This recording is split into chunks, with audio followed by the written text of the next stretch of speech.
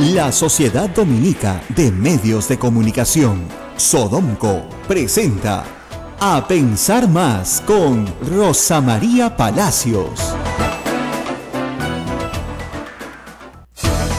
¿Qué tal, amigos? Bienvenidos desde Radio Santa Rosa en Lima, Radio Santo Domingo RSD en Chimbote, Radio San Martín, Arequipa, Radio Veritas RTV Cusco, Radio Cepagua Ucayali, Radio Quillabamba La Convención y Radio Madre de Dios en Puerto Maldonado. Bienvenidos a todos. Esto es A Pensar Más con Rosa María Palacios y queremos iniciar este programa con una muy buena noticia. La Sociedad Dominica de Medios de Comunicación que produce este programa saluda a Radio Santa Rosa, nuestra anfitriona, al habérsele otorgado el reconocimiento a sus 60 años de trayectoria al servicio de la radiodifusión nacional por parte del Congreso Internacional de Periodismo de Radio y Televisión. Eso fue ayer. La información está publicada en la página de Facebook de la Sociedad Dominica de Medios de Comunicación Sodomco OP, y en la fotografía podemos observar al señor Max Obregón Rossi, decano del Colegio de Periodistas del Perú, entregándole este reconocimiento al padre Javier Abanto Silva, director de Radio Santa Rosa y promotor de medios de comunicación de la Sociedad Dominica de Medios de Comunicación Sodomco. Saludos entonces para Radio Santa Rosa con este nuevo reconocimiento. Uno más sin duda importante a todos los que ya ha tenido a lo largo de su trayectoria por décadas. 8:02. Rosa María Palacios, ustedes lo saben, ayer ella lo anunció, se encuentra fuera de nuestra capital en una importante diligencia, pero hoy presentamos a todos ustedes un programa sumamente especial que no se deben perder y que de inmediato vamos a escuchar. Vamos a reemitir esta entrevista que Rosa María Palacios le hizo hace casi un año al señor periodista Gustavo Gorriti, director de IDL Reporteros, que ha cumplido 7 años haciendo revelaciones y destapes que muchos no quieren escuchar o leer, pero que siempre terminan pues confirmando la verdad. El señor Gustavo Gorriti conversa con nuestra conductora sobre el periodismo hoy, a pocos días ya para la celebración este 1 de octubre, por el Día del Periodista en el Perú. Y más adelante tendremos también una interesante entrevista que Rosa María le hizo al señor Hernando Taver, el director del Instituto Geofísico del Perú, para hablar sobre prevención de sismos. Ya, de inmediato, a las 8:03, nos vamos con la entrevista que Rosa María le hizo a Gustavo Gorriti. Muy buenos días, amigos, y bienvenidos nuevamente a Pensar Más. Hoy vamos a conversar, esta es una edición especial del programa, en torno a un día que yo no celebro mucho, la verdad, porque creo que no hay mucho que celebrar, pero que mis colegas periodistas celebran, el Día del Periodista. Y hemos invitado a un gran periodista, Gustavo Gorriti, para hablar de lo que yo creo que es la gran crisis del periodismo peruano, que no escapa a una crisis regional y mundial. Gracias, Gustavo, por estar con nosotros. Un placer, Rosa María, ¿cómo estás? Hablemos un poco de... Empecemos por donde creo que tú empezaste, prensa escrita, ¿no? Uh-huh. Sí. Y el temor mundial que reía Lima de que vaya desapareciendo poco a poco por lo costosa que es.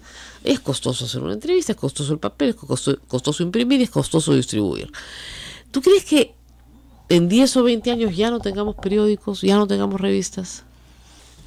La tendencia en términos generales no es favorable, pero hay excepciones en el mundo, hay excepciones considerables. La última vez que observé, el periodismo impreso estaba creciendo en la India, que no es precisamente un lugar de poca población. China. Pese a que no es tampoco precisamente Atenas, ¿no es cierto?, en cuanto a la libertad periodística. Sin embargo, tiene una población que está creciendo mucho y que también prefiere todavía leer por los métodos tradicionales. Hay ciertos medios que están combinando creativamente el aspecto electrónico, el aspecto digital con el aspecto impreso. Tienes, por supuesto, el líder mundial en la innovación en ese aspecto, es el New York Times, que está crecientemente dándole más peso a la edición digital, pero manteniendo todavía muy bien la edición escrita. Lo mismo está sucediendo con El País en España. Y en términos generales, lo que yo diría es de lo que en los medios, en casi todos los medios, se va a dar un equilibrio en el que se va a tener una edición impresa junto con una vibrante, muy fuerte edición digital. Vamos a la multiplataforma de todas maneras. Sí, pero no hay que olvidarse de otra cosa.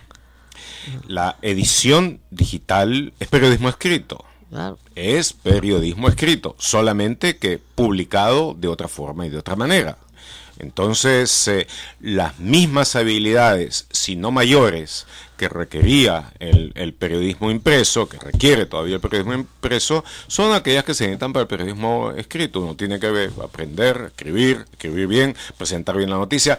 Tiene la ayuda de todas las cosas que te dan ahora la posibilidad de la impresión digital, claro. El que no necesitas solamente ilustrar en 2 dimensiones, con fotos, etcétera, puedes ilustrar con video, puedes ilustrar con audio, con música, claro. Con todo, vas a poder hacer efectos especiales, en fin. Es como hubiera sido imprimir un periódico en Hogwarts. Claro. Solamente que ahora lo haces en el mundo en general, ¿no es cierto? Hacia ahí vamos. Ahora, eso no significa, parece un mundo maravilloso, ¿no? Todos trabajamos en periódicos, ¿no? Sí. Pero el mundo no es tan maravilloso. Revisemos un poco televisión. Y televisión de señal abierta, que creo que es el drama más grande que tenemos en el Perú. El mundo, estamos hablando, hemos, digamos, hecho una especie de Zoom, y hemos salido del mundo y hemos entrado al Perú, hemos entrado a Lima. Así es. ¿No es cierto? Eso, sí. Sí, televisión. Bueno, perdón, estamos transmitiendo por una radio de la iglesia, ¿no es cierto? Donde uno tiene que ser medido y virtuoso en su expresión. Pero como el idioma finalmente castellano tiene sus cosas particulares, yo diré que lo que tú sabes, la televisión de señal abierta es una mierda. Bueno, eso es lo que es.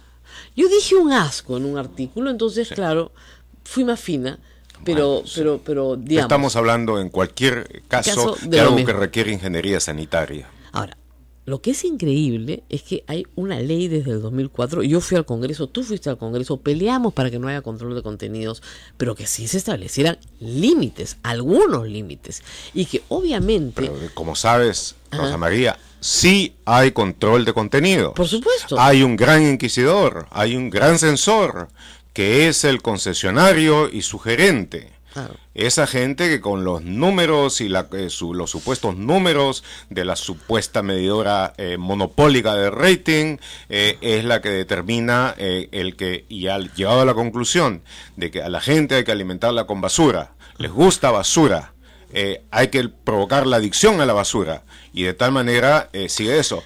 Hay una profunda censura. O sea, no estemos hablando aquí de libertad de prensa. Se vive una censura grande y grave en los medios televisivos. El gran editor es el gerente. Y cualquier publicación en cualquier parte del mundo que sea editada por un gerente es una publicación en la que no hay ninguna libertad de expresión. Es una cosa que está clara. Uno de los principios fundamentales del periodismo es el de la pared, aquel que separa la parte comercial de la parte periodística.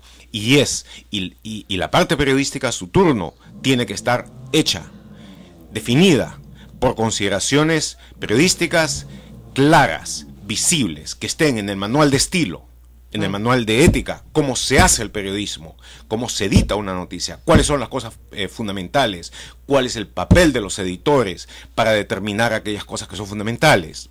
Entonces, cuando no existe eso, cuando no se da de esa manera, cuando no hay libertad dentro de la cuestión periodística para poder llevar a cabo las noticias de acuerdo con lo que está clara, visiblemente establecido en el manual de estilo y que corresponde a las mejores prácticas del oficio, no hay libertad de prensa y el resto es pura, rampante hipocresía. Estamos completamente de acuerdo. Pero tú lo has dicho de una forma mucho más elocuente que yo. El problema que tiene la televisión hoy es que, aunque parezca mentira, no a todo el mundo le gusta la basura. Entonces, desde que el cable entra hace 18 años al Perú, la curva de abandono de la señal abierta es constante. Hoy, en el sector AB, casi el 30% no ve televisión nacional.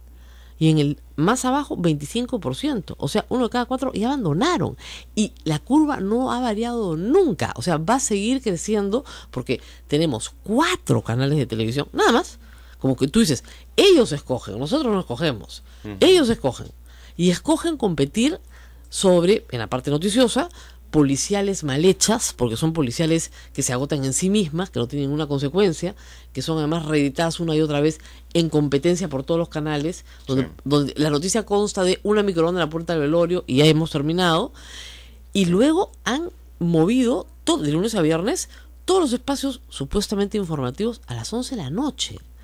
Ya no hay noticiero de las 10 de la noche. O sea, es 3 horas en la mañana magazineadas y un noticiero a las 11 de la noche. Y tú les has dado una concesión, o sea, el Estado les ha dado una concesión para defender la libertad de expresión. Por supuesto. Aparte del entretenimiento. Una concesión, representación de la sociedad. Así es. Y el Estado puede usar la ley para mandarlos a negro. Yo les he dicho varias veces, nadie me hace caso. Pero por supuesto. Pero digamos, lo que yo no entiendo es por qué este ministro de Transportes y Comunicaciones y los de Humala, y también los de Alan García, se mueren de miedo de sancionar, si las sanciones están en la ley. Por el sencillo hecho de que inmediatamente le sacan un editorial y periodicazo, varios de lo que llaman acá un periodicazo, y varios de los necios que parlotean por televisión, por la señal abierta, empiezan a hablar de libertad de prensa, libertad de contenidos, el mercado libre, que uno puede cambiar. Servicio social. ¿Sí? Que servicio social, que el que no le gusta lo que está viendo puede cambiar, que es el dueño y señor de depresión porque tiene para eso control remoto y las tonterías por el estilo. Lo fundamental, y buena parte de los que lo dice era gente que no se acordaba para nada del tema en la época del fujimorismo, naturalmente. Ahí sí sabían todo el arte de callar. Pero la cosa es de que, está claro, ese es un espacio concesionado, y concesionado para que sirva los fines de la democracia, uno de los cuales es tener una ciudadanía bien informada, y eso no se cumple para nada. Si la concesión no se cumple, la concesión debió levantarse. Toledo, como sabes, tuvo una gran oportunidad cuando se conquistó la democracia y los canales estaban en manos de todos aquellos que se habían vendido, se habían prostituido a fondo con el Todos terminaron presos, claro. Sí, tenías a los dueños presos o fugados. Pero se quedaron los canales bajo su propiedad o la de testaferros. Bajo su concesión, quiero decir. Claro. Bueno, no lo hizo. Ahí tuvo otro episodio de cobardía. Pero eso está pendiente. Y cuando ahora Mercedes Arauz ha tenido la osadía de empezar a decir cualquier cosita, le han caído encima y por supuesto ella ha reculado velozmente. Yeah. ¿No es cierto? Y empiezan a hablar de la autorregulación. Ese concepto ni siquiera es un chiste, porque no tiene gracia, ¿no es cierto? Es una burla, sencillamente, no tiene ninguna posibilidad de hacerse, realizarse. Ahora, naturalmente, el tema está planteado, en una disyuntiva que es falsa.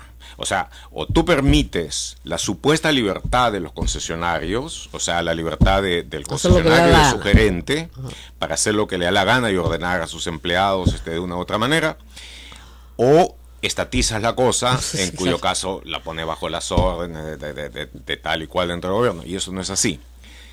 Ahora, este gobierno tiene una oportunidad de empezar a destrabar el asunto. ¿Y cómo puede empezar a destrabarlo rápidamente?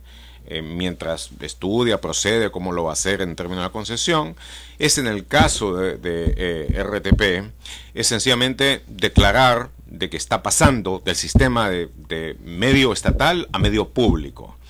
Y puede explicar en forma clara y resumida, me imagino que tienen alguna gente con la capacidad de hacerlo, la gran diferencia que existe entre lo estatal y lo público. Básicamente, de que el Estado, cuando es un medio estatal, el Estado utiliza el medio como su portavoz, su vocero, pone lo que quiere, como el peruano, digamos.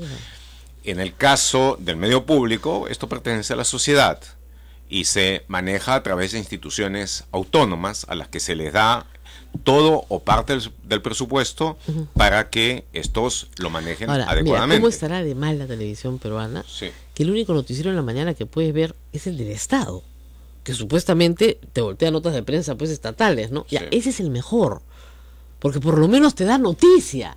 Y esa es la gran discusión. O sea, ¿qué es noticia? Es algo que tú y yo hemos aprendido en el camino, porque no estudiamos periodismo, pero nos metimos, tuvimos el olfato rápido para darnos cuenta con pensamiento crítico qué es noticia y qué no es noticia. El problema es que no nos dan noticias. No nos dan noticias. O sea, tú no sé si has llegado a ver alguna segmento internacional. Ah, bueno, pues alguna noticia internacional. Robot japonés baila la Macarena. Miércoles, esa es la internacional. O si no, los atropellos en Rusia, ¿no? O sea, ya vimos todos los atropellados del Perú, ahora vamos a ver atropellados internacionales. Esas son las internacionales. Pero el que se sentó a hacer eso, se supone que tendría que tener algún nivel de conciencia crítica, de pensamiento, de decir, no, esto no es noticia, pues esto es un viral que me cuesta nada, cero. Claro, pero como tú dices, hay un gerente que quiere rating y que además quiere que no le cueste nada la producción. Y no quiero ofender a la gente que pone avisos también. Claro. Eso es la otra cosa importante. Claro. Tú, si vas a hacer muchas investigaciones que han tenido que ver con algunos de los grandes negocios que hay en el Perú, entonces eso que han sido muchas veces asociaciones públicas privadas, pero con gran cantidad de dinero, entonces, pues sí, tú le vas a hacer daño o vas a molestar a tu anunciante, a cierto tipo de interés anunciante, y a ese no lo toca, de tal manera que lo que tienes es un periodismo castrado que lo único que ve es aquellas cosas que pueden tener un grado de viralidad. Así es. Vamos a hacer una pausa y regresamos a las fuerzas del bien de nuevo, porque evidentemente hay muchos periodistas que no quieren estar en la televisión por esas razones, o si están muy descontentos y se están refugiando en algunas radios, pero que hay muy pocas habladas, y sobre todo en internet. Nos vamos y vamos a hablar de las cuevas donde se refugian los buenos periodistas en tiempos en que el imperio contraataca. Vamos a la pausa y volvemos.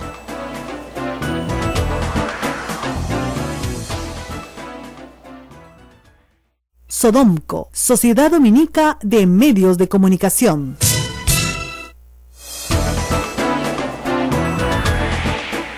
Bueno, y seguimos conversando con Gustavo Gorriti sobre el tema del periodismo en el Perú, un tema que a todos nos preocupa porque los espacios se están reduciendo. La televisión se ha vuelto una televisión de entretenimiento, como me dijeron cuando me votaron de Canal 4, nos vamos a dedicar al entretenimiento. Sí, ya veo.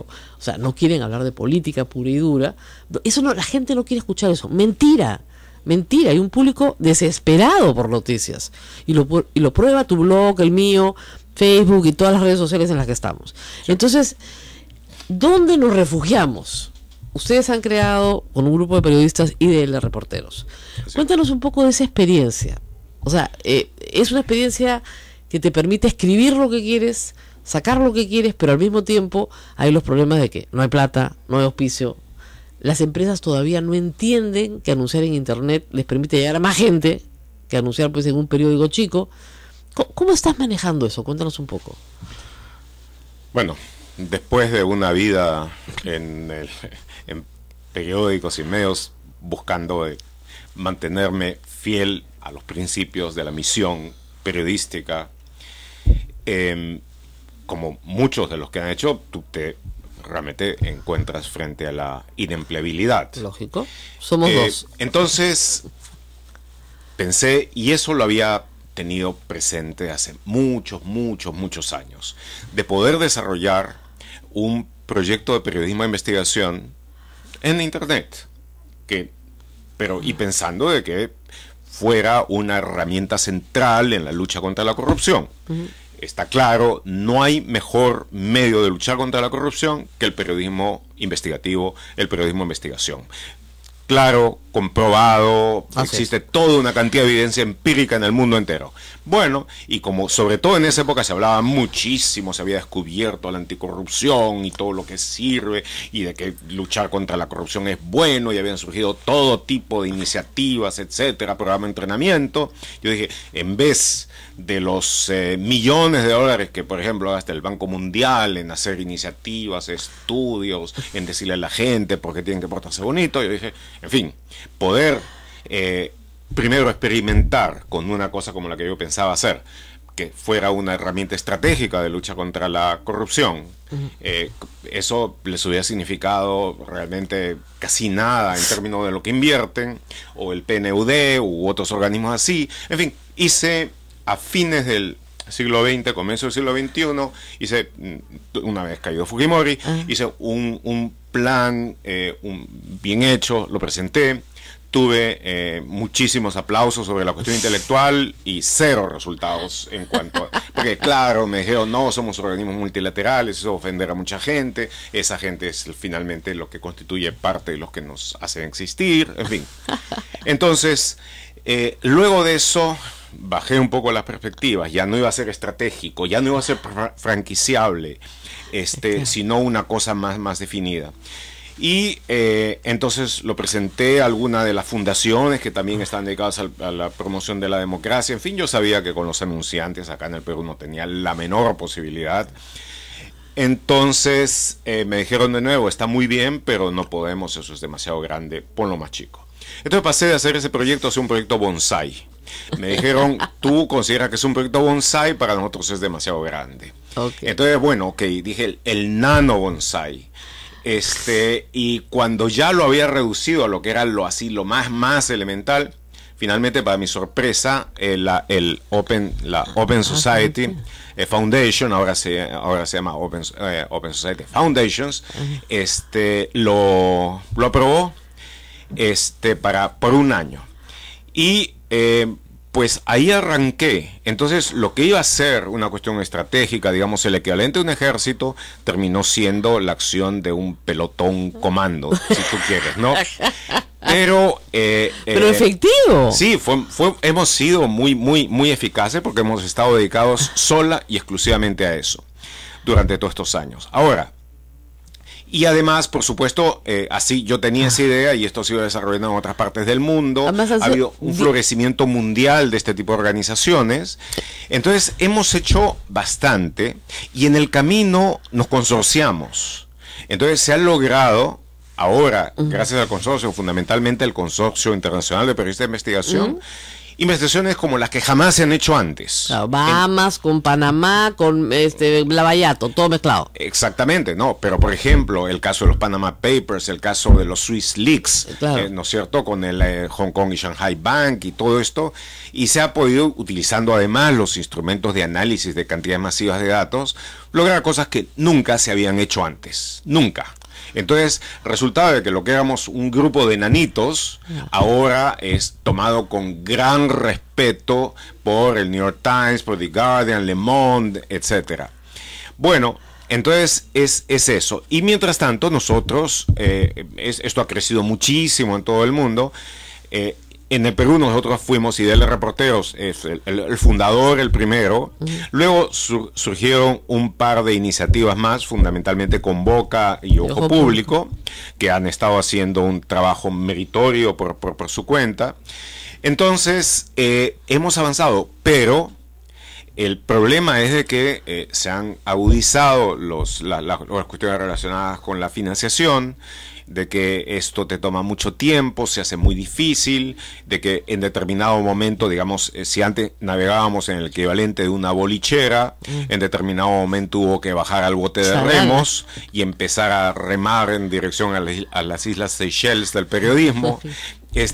Pero en medio de todo, y teniendo que pasar por una redefinición incluso de lo que significa el concepto de austeridad, cuenta la experiencia, cuenta el conocimiento, cuenta las fuentes, cuenta además las posibilidades que te da el internet, que son maravillosas. El oficio y la maña. Exactamente, pero casi mágicas realmente. Entonces hemos seguido sacando cosas. Ahora, IDL tiene ya 10 años. ¿IDL Reporteros tiene 10 años? No llegamos a eso. Salimos por primera vez el día de San Valentín, pero sin muchos besos, del 2010. Sí. Bueno, es un montón. Mira, te has bajado a un gabinete, no un gabinete, pero a un vicepresidente. La bruja de Cachiche probablemente fue... Sí. Y a ti te sorprendió mucho. Pues, ha habido casos mucho más importantes. Es lo que tú siempre decías. ¿No? Yo tengo casos más importantes. ¿Por qué le dan tanta bola a ese? Bueno, eso es algo que un periodista nunca sabe. Sí. Uno escribe diciendo, esto no lo va a leer nada, eso no, y de repente se convierte en un bolondrón gigantesco. Sí. Pasa. Pero el bolondrón a estas alturas de la vida no me importa demasiado. No, obviamente. Por ejemplo, el caso Chejade. Al lado de la investigación que estamos haciendo sobre el caso Lavallato fuera de Brasil, Eso es la buenísimo. entrada, o sea, y lo que hemos logrado y lo que seguimos logrando en ese aspecto, Por ejemplo, digamos, es una cosa yo no puedo muy, creer, muy superior. yo siempre digo a todo el mundo, entren ahí de reporteros, porque ya identificaron a todos los testaferros con nombre, apellido y foto, ¿ah?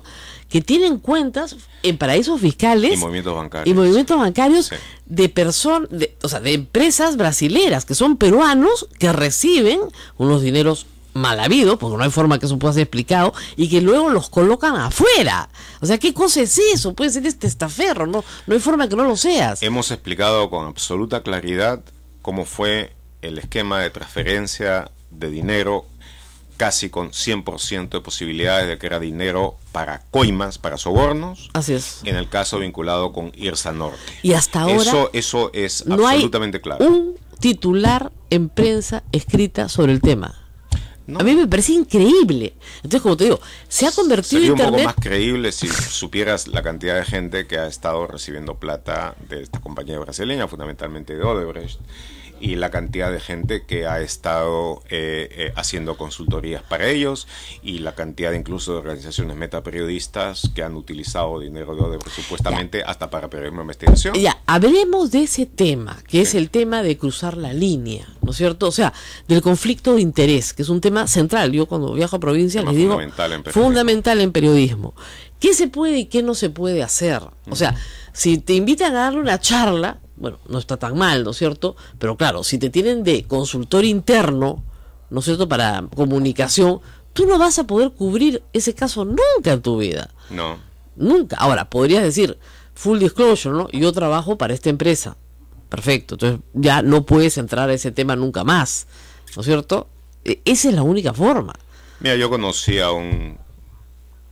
Conozco, y tú también, a un periodista bastante conocido como columnista, en fin. En algún momento yo quise hacer, cuando era presidente de IPIS, un proyecto sobre corrupción en el periodismo, Ya. que hubiera sido un proyecto muy interesante. Bueno, y hubo algunas discusiones en determinado momento, discuto con este periodista y me dije, bueno, quizá lo que para ti es corrupto, para mí no lo es. Y me dice, yo, por ejemplo, soy consultor de, y me mencionó una Las compañía empresas. minera. Ya. ¿Ya? Y yo no escribo sobre esa.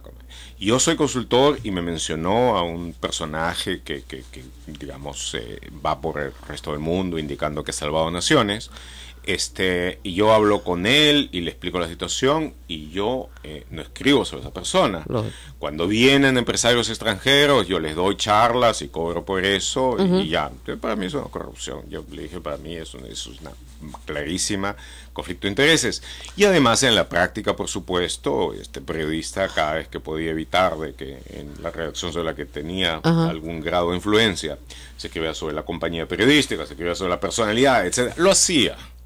No había Chinese Wall ni de casualidad. ¿Qué Chinese Wall? ¿Qué Chinese Wall ni de Entonces, entonces, por supuesto, y eso por muchísimos lados, en muchísimas formas y de muchas maneras. ¿Te desmoraliza todo eso? No, porque no tengo mira, una cosa son quienes dicen que hacen periodismo y otra cosa es el periodismo. Basta con que haya 3 o 4 periodistas que estén haciendo las cosas como se deben para que el periodismo esté salvado y para que el periodismo tenga esperanzas. Yo he tenido la fortuna de estar cerca de algunos de los mejores periodistas de mi país y del mundo. Uno de ellos, por ejemplo, Bill Kovach, el que fue el director del programa Nieman de la Fundación de Periodismo, y un gran periodista, en determinado momento él dijo, para mí el periodismo es lo más cercano a la religión. Y es así porque es la misión que tiene un grupo de personas que se preparan para eso, que dan todo, para que la ciudadanía esté bien informada y para que hasta el último ciudadano potencialmente tenga la capacidad de estar tan bien informado como el más poderoso de la nación. Entonces, y tienes que hacerlo de una forma que signifique además el poder contar historias con una narrativa que sea interesante, que sea apasionante, que sea agradable. Y entonces tienes los mayores desafíos de un buen escritor y a la vez la de la persona, lo que en los tiempos de Roma era el tribuno de la plebe. Claro. Aquel que no tiene otra representación que la de ayudar a sus ciudadanos, a sus conciudadanos, a la gente del pueblo, está muy informado. Sí, que con esa misión. Ahora, a veces sí. nos metemos demasiado en política, ¿no? No, o sea, yo y Gustavo nos hemos metido demasiado en política. No sé porque si pero vivimos en un mundo real. Hemos roto nuestro voto de distancia del poder por unas horas. Sí, pero digamos, como tú... Full disclosure. Full y completo disclosure. Además, prestamos un buen servicio, Garacho, lo hicimos bastante bien. Diciéndole a la gente, o sea, claro. Es lo mismo. Tú eres un ciudadano, en determinado momento te llama el país a prestar un servicio determinado, antes servicio militar, en fin. Tú dejas por un momentito de tus obligaciones ciudadanas y vas a cumplir con lo tuyo. Eso era lo mismo. El periodismo sin democracia no puede hacerse. Así es. Punto. Tenemos que defenderla. Y cuando la democracia está en peligro, si algo nos ha enseñado la vida aquí, es que hay que defenderla. Y como hemos vivido la falta de la democracia, entonces uno sabe de que tiene que movilizarse para prevenir perderla. ¿No es cierto?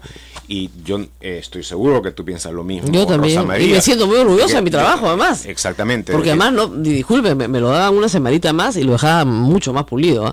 pero no teníamos tiempo. Fue una especie de misión de rescate de un equipo comando. Sí, ¿ya? Bueno, con lo suficiente como para ganar. Pero con la bosta, pero ganó. Sí. Así es. Cobano, ya está, listo. Ahora tenemos otros problemas, tiene un problema en el Congreso, es otra cosa. Pero ganó. Así ¿no? Es. Y a veces pasa eso, pero se hacen las cosas con la mejor voluntad posible, porque como tú dices, te llama ya tu ciudadanía, ¿no? Tú dices, esto lo tengo que hacer. Igual algunas cosas, por ejemplo, yo salí a marchar en Ni Una Menos con un grupo grande de amigas que yo organicé, y hay gente que te dice, no, yo tengo que ir como periodista a cubrir. No puedo involucrarme porque si me involucro. Pero yo decía, no, yo voy a ir como ciudadana. Después salió una crónica de lo que vi. Así es. ¿Ya? Pero no puedo dejar de estar. Correcto. No puedo dejar de estar porque es un tema que nos toca de manera personal. Entonces, tenemos que salir a protestar con las que han sido golpeadas. Entonces, a veces, por ejemplo, entiendo que algunos periódicos en Estados Unidos no permiten que sus reporteros participen en un acto de protesta, por ejemplo. Pero en este caso, en el Perú, no participar, me encontré con amigas. En Estados Unidos, si no me equivoco, no han tenido golpes de Estado. Así es, o sea, no tienen estas realidades, ¿no? Ese es el o sea, claro, no hay una marcha pues de no a, bueno, pronto habrá una marcha no a Trump en cualquier momento, pero tipo no a Keiko. Hay que llevarles el know-how para que aprendan a hacerla, pero no han tenido lo que hemos vivido nosotros, eso es verdad. Entonces, por eso a veces ustedes verán a periodistas marchando, pues. Como lo hice yo en las dos marchas. En las dos marchas de Cuatro Suyos, exactamente. Sí. O cuando salimos a protestar porque a una colega la van a meter presa, como a Sally Bowen. Yo le decía, Sally Bowen vino hace poco al Perú. Le dije, tú lograste hacer algo que ningún periodista lograba hacer en el Perú. Uniste a toda la prensa peruana, por lo menos por unos minutos, para pararse al frente del Poder Judicial y decirle a un juez corrupto, sí, ¿no es cierto?, que te dejara en paz porque un narco te estaba persiguiendo. Se me moría la risa, eso no lo logró nadie. Y eso es lo que tenemos que volver a lograr y discutir, ¿no? O sea, hay cosas que nos unen y que tenemos que pelear por ellas todos los periodistas, los que tienen vocación, ¿no? Ahora, sí, por si acaso, a los que nos están escuchando, jóvenes acá, valores, no se van a hacer ricos, ¿ah? O sea, cásense con una chica rica y trabajadora, con 2 maestrías, ¿no? Busquen un marido solvente, si son mujeres. O escriban acá, una novela muy atractiva en las noches, digo, cuando tenga un poco de tiempo. Exactamente. Una de las salidas que tienen los periodistas, claro, tratar de ser un bestseller. Los grandes noveles de Latinoamérica, Mario Vargas Llosa y Gabriel García Márquez, empezaron como periodistas. Así que siempre hay una posibilidad de tener otra cosa, ¿no? Un side business, pero acá van a tener, como yo siempre digo, para vivir dignamente, pero nada más. En el mejor de los casos. En el mejor de los casos. Y uno de los mejores consejos que recibí cuando estaba empezando fue el de cubano Carlos Castañeda, que fue cuando tengas una paga más o menos regular, ahorra una buena parte de tu sueldo para el momento que tengas que renunciar porque te van a votar 25, o el negocio quiebra o te votan, una de dos. Así es. Entonces hay que estar preparados. Y esas son las realidades del día periodista. Siempre les digo, miren, precariedad laboral, precariedad empresarial, y frente a eso tienes que buscar refugios. Sí. Radio Santa Rosa, por ejemplo, es mi exilio. Yo siempre digo, acá la Universidad Católica y la radio me han acogido. En mi exilio estoy feliz acá. Para más los padres dominicos. Mira, los me da la gana. dominicos acá en el Perú están haciendo lo que los jesuitas hacen en otros países de América Latina, que es dar un refugio importante a la prensa libre. En Guatemala, por ejemplo, uno de los medios importantes de periodismo de investigación, Plaza Pública, salió como un programa de la Universidad Jesuita. Entonces, alguna de las posibilidades, ahora hablemos un poco dentro de esta vida austera que va a haber que llevar, en fin, porque no tiene por qué ser una vida paupérrima, ni mucho menos, puede ser una vida digna. Entonces, está el que, siendo la información lo importante que es, y no pudiendo ninguna sociedad que quiere crecer estar ausente de la capacidad de encontrarse bien informada, para necesitar periodismo. Y son las universidades buenas aquellas que pueden propiciar la formación de este tipo de medios, que van a ser redacciones relativamente pequeñas, pero que pueden ser redacciones que den mucho. Y si en el Perú se hace el sistema de televisión y de radio pública, entonces va a ser muy probable de que el Estado tenga que recurrir a las mejores universidades, a la gente más capaz, para que administre, para que sean el directorio de estas empresas, y también entonces esas puedan convertirse en una forma de empleo. En el momento en que tengamos una buena televisión pública, una buena radio pública, y ojalá que hasta una buena prensa en internet pública, entonces pues sí va a haber la posibilidad de que trabaje ahí gente meritoria haciendo las cosas bien desde el punto de vista periodístico. Estamos en un momento relativamente difícil, estamos en un momento de cierta crisis, pero yo creo de que hay una cantidad de promesas muy importantes hacia el futuro.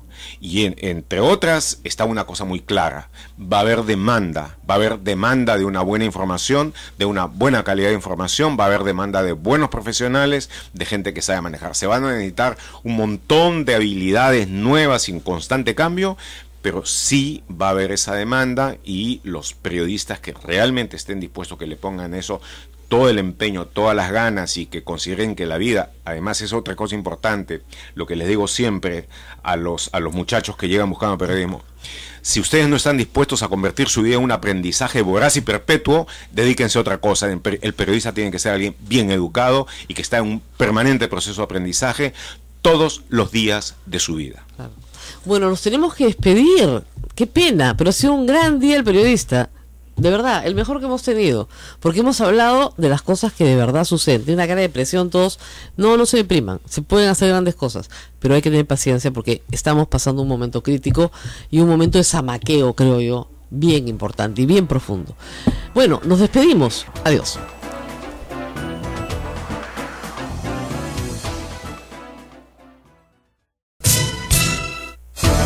Ahora nos vamos a los terremotos.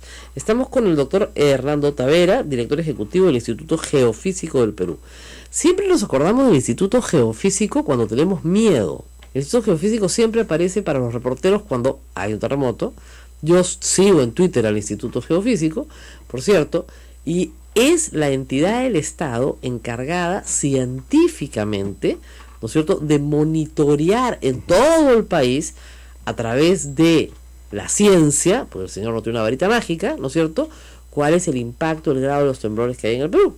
Señor Tavera, muchas gracias. Hay que decirlo, el sistema está funcionando cada vez más rápido porque tenemos la información puntual a los segundos. Hay que entender que las comunicaciones han evolucionado bastante, ¿no? Entonces también eso ha llevado al hecho de que la instrumentación cada vez sea más sensible. Así es. Y lo que si antes reportábamos sismos de magnitud 4 o 5 para arriba, ahora estamos desde 3 para arriba. Sí, ¿no? Sí veo. Y ya el escenario ha cambiado realmente. Sinceramente, o sea, haciendo un diagnóstico realmente y cómo hemos evolucionado, en el 2007 aún la transmisión de la información que venía de nuestros sensores que estaban en el campo se hacía por línea telefónica.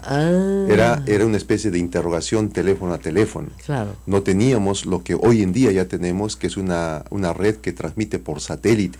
Ok. O sea, ahora ya es infalible, ¿no? O sea, tenemos 50 estaciones en el país. En el terremoto de 2007 teníamos alrededor de 7, 8, que era por telefonía. Solo 7, 8. Ahora 7, tenemos 8 50. enlazados de tecnología, enlazados por telefonía. teléfono. Entonces, cada vez que había un sismo fuerte, teníamos nosotros que llamar por teléfono a la estación, al equipo y decirle, mándame el dato. Entonces, acuérdese que... Claro, y si no tenías teléfono, exacto, imposible. Y se había colapso de líneas telefónicas. Exacto. Entonces, ahora no, ahora tenemos 50 estaciones satelitales enlazadas por satélite. Tenemos alrededor de 20. El satélite no se cae, No chicos. se cae. Tenemos, es nuestro satélite, ¿no?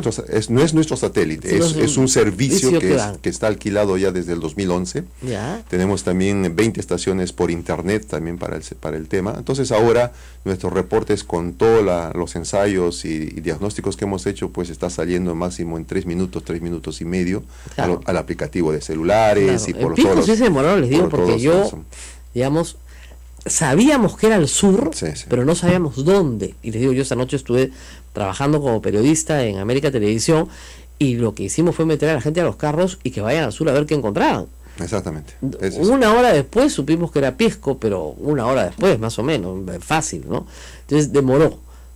Ahora, hoy ya lo podemos saber más rápido. Eso nos permite, evidentemente, adecuar inmediatamente la conducta de la población. Porque, digamos, la población la geografía del Perú es muy importante en todo el tema de prevención de terremotos y alerta de terremotos. Y yo quisiera que le explique a nuestros oyentes qué retos nos plantea nuestra geografía, costera, andina y selvática. O sea, tenemos una geografía compleja. Bueno, mire, en realidad a nivel de las redes de monitoreo, pues realmente estamos a un nivel bastante alto en este momento, con el apoyo del gobierno y el trabajo que ha hecho nuestro Ministerio del Ambiente para enfocarnos en todo esto.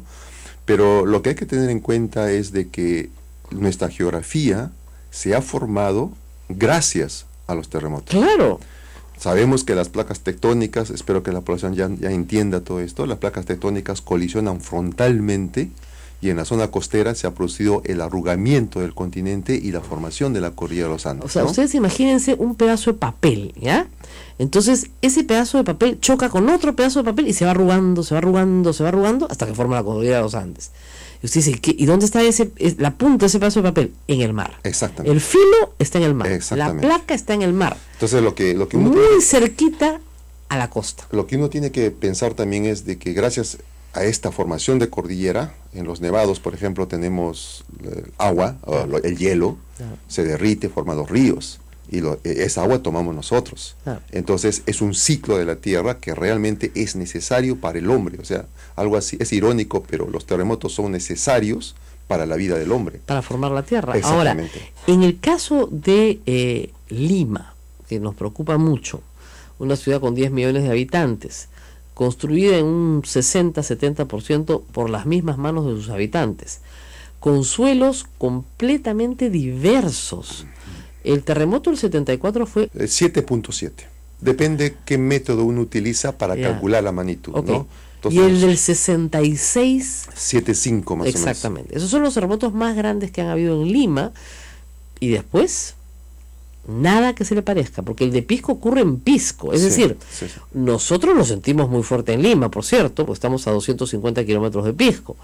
Pero ese terremoto, para que la gente se haga una idea, si fue percibido con una magnitud de 7.9 en Pisco, ¿en qué magnitud fue percibido en Lima? No, una cosa es la magnitud, que Ajá. es un valor único. No importa dónde estemos, es un valor único. Ya. El tema es con qué intensidad de sacudimiento percibimos el suelo. Exactamente. Y eso lo mide la escala de Richter, La escala de Mercalli. Mercalli. La escala de Mercalli, ¿no? Entonces, es una intensidad mucho menor. En Lima se percibió con intensidades de 6, Y mientras que en Pisco era 8. Exacto, para que sean. Y tienen que entender que estas intensidades son, ¿cómo es? No es que 5, ¿no es cierto?, sea un poquito más que 4. No es un poquito más, es 100 veces más que 4. Sí. ¿Ok? Es una escala... Logarítmica. ¿Cómo es? Logarítmica. Logarítmica. La palabra no se entiende, pero que se multiplica, Es un exponencial. Realmente. Exponencial, es a la décima, a la décima, a la décima y a la décima y a la décima potencia. O sea, no se trata de un grado y otro grado. No es como la temperatura. Una manera sencilla de compararlo es, por ejemplo, hablando de la magnitud, que es donde se va estos valores, un sismo de 5, magnitud 5, que en el Perú pues hay uno cada mes, por así Así decirlo. es, a cada rato. ¿No? Si uno quisiera liberar la energía que libera un sismo de 5, uno debe hacer explotar una bomba atómica como la Hiroshima. Claro. ¿Ya? Si uno quisiera un sismo de 6, tendrían que ser 30 bombas. Claro. Uno de 7, 900 bombas. Uno de 8, 27.000 bombas. Y uno de 9, 810.000 bombas. ¿No? Para que tengamos una idea que realmente las personas que digan, ¿no? Un grado más no es nada, claro. No, es 30 veces más o 33 veces más lo que está liberando. Y a la siguiente, y a la siguiente potencia, y a la siguiente potencia, y a la siguiente potencia. Ahora, hay en realidad, todavía, ¿no es cierto?, no tenemos ninguna posibilidad, hasta hoy la ciencia, de predecir un sismo. No. Hay experimentación, sí, se está experimentando. Investigaciones como en la medicina, alentadoras, ¿no? Exactamente. Las investigaciones de la Universidad Católica, que usted conoce, sí. Que además los físicos, entiendo, se pelean mucho con los geofísicos. Me han dicho que los geofísicos no creen en este tema de la electricidad liberada, pero los físicos sí. ¿Ya? Pero todavía no se pueden prevenir. Sin embargo, hay un sistema de alerta en México que funciona bien, porque México está muy lejos del Pacífico, está sobre una laguna, además, que permite transmitir muy rápidamente la onda. Me gustaría que le explique a la gente la diferencia entre Ciudad de México y Lima, y por qué, aun cuando vamos a tener este sistema de alerta, nos puede dar 5 o 6 segundos, la diferencia en México que te puede dar hasta 45 segundos. Mire, vayamos, si tenemos tiempo, podemos conversar, ¿no? Por ejemplo, esto de lo físico es una idea muy sencilla, ¿no? Usted toma un ladrillo, que vamos a simular que es la roca que se va a romper, toma un ladrillo, usted pone un termómetro en el centro y luego con unas prensas comienza a apretarlo, ¿no? Ya tomó la temperatura. Como está apretando, hay mayor presión, y la presión va a hacer que dentro del ladrillo se incremente la temperatura, ¿no? Por la misma presión, y se va preparando el terreno para la ruptura en el ladrillo. En ese escenario se comienzan a generar corrientes eléctricas y se generan corrientes electromagnéticas. Exacto. Entonces uno puede tranquilamente monitorear esas anomalías, esa serie de anomalías, para llegar a decir, en este momento se va a romper el ladrillo, ¿no? Entonces, desde los años 75, que empezó las primeros predicción de China, en el terremoto de Haishen, por ejemplo, se encontraron estas anomalías y empezaron las investigaciones, una pelea de investigaciones por tratar de encontrar el camino a la predicción. Eso fue muy importante en ese momento, ¿no? Entonces, estos métodos físicos, vamos a llamarle así para entendernos, comenzaron a tener mucha aplicación por doquier. O sea, todo el mundo quería encontrar el camino utilizando esto, ¿no? El último intento es en los griegos, que ellos encontraron un método electromagnético que le llamaban el método Van. Demostraron, o sea, hicieron publicaciones que el método funciona. Lo que se ha encontrado es que este método aparentemente funciona en zonas tectónicas, o sea, en fallas geológicas en el continente. Ahora, en la bahía no en zonas de subducción, claro, ¿no? Pero obviamente, si este boom de investigación hubiera tenido algo de éxito, hubieran salido miles de publicaciones. Se ha detenido las publicaciones en ese campo. Pero obviamente un investigador siempre está detrás de la inquietud que tiene de encontrar la solución, ¿no? Y eso hay que apoyar y hay que seguir adelante. Hay que seguir peleando por eso. Ahora, claro, eso es en investigación a futuro. Claro. Ahora, en lo del México y Lima. México, a ver, usted lo ha mencionado perfectamente, está mucho más enterada que yo. O sea, México es una laguna, eso lo sabemos todos, las ondas sísmicas se amplifican bastante ahí. Así es. México ciudad está a 400 kilómetros de la costa donde ocurren los grandes terremotos, Guerrero, Oaxaca, claro, más o menos. Entonces, la onda por lo general se propaga 8 kilómetros por segundo. Exacto. Entonces, si yo quiero recorrer 400 kilómetros a 8 kilómetros por segundo, vamos a llegar en 55 segundos, 60 segundos. Exacto. O sea, uno puede dar un aviso en ese caso. Pero Lima Metropolitana está en plena zona costera. Sí, pues. Y los sensores que se utilizan en el caso de México, también nosotros los hemos instalado en nuestra costa. Frente a Lima, frente al Callao, en el Callao tenemos un sensor, por ejemplo. Cuando llegue el sismo a ese sensor para que me dé la alerta, ya también el sismo nos está afectando en realidad, ¿no? Pero el sistema, en este caso, por ejemplo, si el sismo ocurriera en Lima, podría ayudarle a Pisco, al que le diríamos, te va a llegar una onda sísmica en 12 segundos. Claro. Arequipa le diríamos, te va a llegar una onda sísmica en 60 segundos, ¿no? Claro. Pero a esas distancias, lo que llamamos terremoto en Lima, en Arequipa sería pues un temblorcito. O sea, no tiene mucho Por eso no se invirtió, pero se va a invertir ahora, ¿no? Sí, no, ahora se va a invertir porque en realidad ya hemos estado trabajando. El tema es que un poco de lo que hemos conversado, pues, no, vamos a hacer esto, pero nos van a decir para qué sirve, ¿no? Pues un poco la filosofía de la población. Y no es barato, ¿no? Va a ser 80, 100, 200 millones de soles. Nosotros hemos tenido ya apoyo del gobierno, vuelvo a repetir, con el apoyo de nuestro Ministerio del Ambiente. Ya estuvimos colocando sensores a lo largo de la costa. Hemos estado haciendo algunos ensayos, pruebas, ¿no? Hemos tenido reuniones con INDECI, con la Dirección de Hidrografía de la Minera. Lo que pasa es que el aviso se tiene que dar ya con INDECI. Exacto. Entonces, lo que hemos hecho, ahora le voy a comentar. Lo que hemos coordinado, hemos identificado, por ejemplo, hemos visitado la isla San Lorenzo, exacto, hemos visitado las islas Las Hormigas, claro, ¿no? Están más afuera. Exacto. Palomino. Palomino está un poco más cerca. Las Hormigas están mucho más lejos, está como a 90 kilómetros de distancia. Eso sería útil. El día lunes, por ejemplo, tenemos una nueva reunión de las tantas que hemos hecho con el DHN, con el coronel Portilla, y ya vamos a empezar ya a instalar la estación en Las Hormigas. En Las Hormigas, ok. Entonces, si está, la hormiga vamos a entender de que está encima del terremoto. Exacto. Más o menos. Si tenemos la suerte exacto, de que esté así. Exacto, perfecto. Entonces, si detecta el terremoto de Las Hormigas, ya me avisa, ¿no?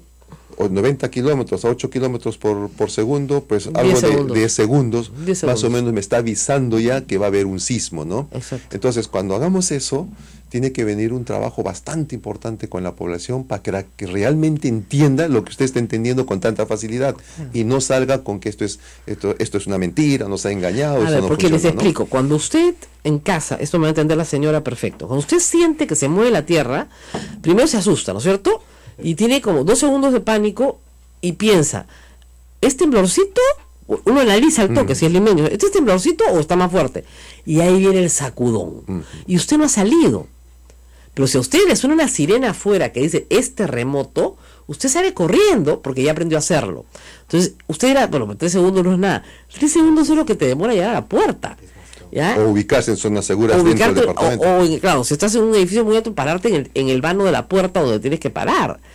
Si no, 3 segundos, no, 3 segundos es la reacción y la acción. Ahora, para que tu reacción y acción vayan juntas, solamente entrenado, pues, como el entrenamiento militar. O sea, ahora, por ejemplo, el sistema de alerta temprana en México no es que funcione de un día al otro. No. Ha tenido cerca de 1 año y medio en hacer las pruebas, porque se tiene que calibrar el sistema para que realmente se dispare con el sismo que queremos. En México, por ejemplo, los sismos de 6, el sistema se da la alerta. Entonces aquí también hay que ver en qué... Además tienen, como digo, además de estar lejos del epicentro, tienen además, gracias a Dios, bueno, gracias a Dios no, porque también el problema de México es que no tienen un buen terreno, es un terreno fangoso, pero el agua transmite mucho más rápido la onda sísmica, mucho más rápido. Entonces tienen esa ventaja. Desventaja terrible, ustedes lo han visto, los suelos. Los suelos de México no son para construcciones importantes si es que no se hacen con todas las normas de construcción antisísmica. Porque ustedes han visto ahí edificios gigantescos que no les ha pasado nada. Y al lado de edificios que se caen y se desploman como si la tierra se los tragara. Y eso es el agua. Es como si ustedes construyeran la ciudad sobre los pantanos de Villa, pues. No se puede, si es que no... Se puede, sí, con determinadas normas. Bueno, hay otras cosas de educación que son bien importantes, ¿no es cierto? Uno es conocer el suelo de la casa. El suelo de Lima es malo en La Molina, muy malo, porque es arenoso y tiene agua. Por ejemplo, en Villa, Chorrillos, agua, problemas, ¿ok? Y la otra es la construcción, ¿ok? ¿Qué pasa? Nuestro suelo, corríjame doctor si estoy mal, porque usted es el que sabe, yo soy la chancona. El suelo de Lima es de río, aluvial, buen suelo. Cuando las piedras las trae el río, forma buenos suelos. El centro de Lima, donde estoy parado ahorita, el convento de Santo Domingo, magnífico suelo. Miraflores, San Isidro, toda la parte central de Lima, buen suelo. ¿Ok? Malos suelos, lomo corvina, o sea, todo lo que tiene arena. ¿Ya? Ahora, ¿se puede hacer, ingeniero, se puede hacer una buena casa sobre un mal suelo? Sí se puede. Claro, si le preguntamos eso a un ingeniero o un arquitecto, nos va a decir... Todo se puede. Todo se puede, y es normal, ¿no? O sea, uno dice, no hay suelo malo, en realidad hay que saber cómo construir en cada tipo de suelo. Y eso es uno de los grandes problemas de Lima, ¿no? Que todo es autoconstrucción. Ahora, ¿qué hacemos con las casas en los cerros? Bueno, mire, cuando a veces miles de peruanos viven en los cerros. me dicen, ¿no? Este terremoto ha causado tantos muertos. El terremoto no mata. eso lo he repetido miles de veces. Yo también. El terremoto no mata personas. El terremoto solamente sacude el suelo.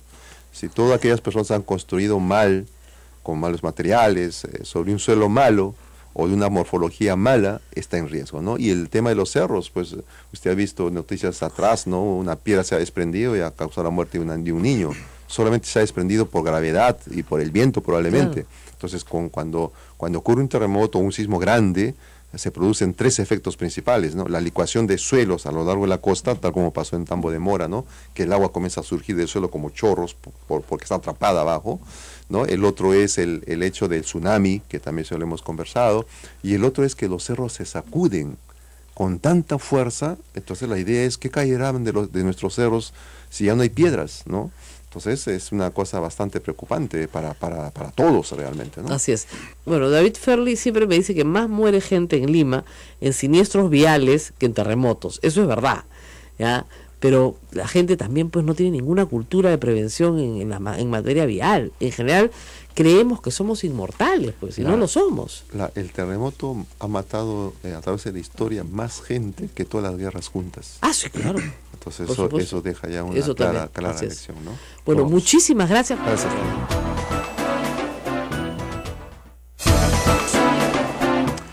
Bien, ese ha sido el programa que hemos presentado para ustedes. Nos vamos hasta el día lunes. Este domingo 1 de octubre es el Día del Periodista. Un saludo para todos los periodistas del Perú. Hasta entonces, ya con Rosa María Palacios aquí en estudios. Hasta aquí, A Pensar Más con Rosa María Palacios. Este programa fue producido por la Sociedad Dominica de Medios de Comunicación, Sodomco.